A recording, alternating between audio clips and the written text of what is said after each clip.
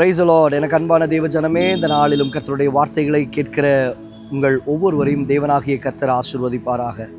இந்த நாளிலும் கர்த்தருடைய வார்த்தையின் தியானமாவது சங்கீதத்தின் புஸ்தகம் 37ஆம் சங்கீதம் 37வது வசனத்தை நாம் வாசிக்கிறோம். நீ உத்தமனை நோக்கி செம்மையானவனை பார்த்திரு, அந்த மனுஷனுடைய முடிவு சமாதானம். ஆம் தேவ பிள்ளையே, நீ உத்தமனை நோக்கி செம்மையானவனை பார்த்திரு.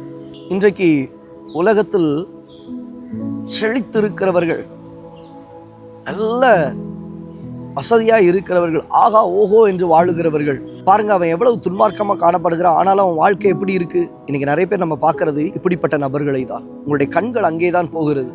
ஆனால் கர்த்தருடைய வார்த்தை சொல்லுகிறது, நீ உத்தமனை நோக்கி செம்மையானவனை பார்த்திரு. அவன் கர்த்தருக்கு பயந்தவனாய் தன் வாழ்க்கையில கொஞ்சம் கிடைச்சாலும் அதை வைத்து தன்னுடைய ஓட்டத்தை அவன் ஓடிக்கொண்டிருப்பான்.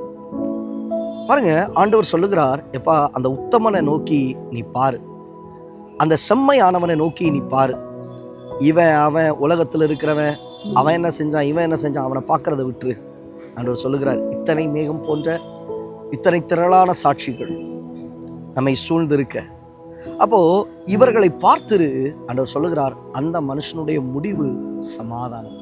அவருடைய வாழ்க்கையின் கடைசி காலங்களை பாருங்க, துன்மார்க்கன் அவனுடைய உள்ளத்துக்குள்ள சமாதானம் இல்லாமல் கொந்தளித்து அவன் சாகிறான். ஆனால் நீதிமானோ தனக்கு உள்ளதிலே நிறைவோடு கூட தன் மரணத்தை அவன் எதிர்கொள்ளுகிறான், அவன் காண்கிறான், தனக்கு உள்ளதை அவன் கண்டு போகிறான்.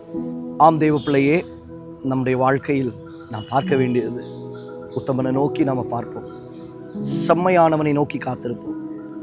அந்த மனுஷனுடைய முடிவு சமாதானமாக இருக்குது அல்லவா, அந்த மனுஷனுடைய முடிவுகள் ஏற்றதா இருக்கிறது அல்லவா, கர்த்தருக்கு பிரியமானதா இருக்கிறது அல்லவா, அதை நாம் பார்த்து நம்முடைய ஓட்டத்தை தொடர கர்த்தர் நமக்கு கிருபை செய்வாராக. அந்த சமாதானத்தின் முடிவை தேவனிடத்தில் கேட்போம். கர்த்தர் உங்களை ஆசீர்வதிப்பார்.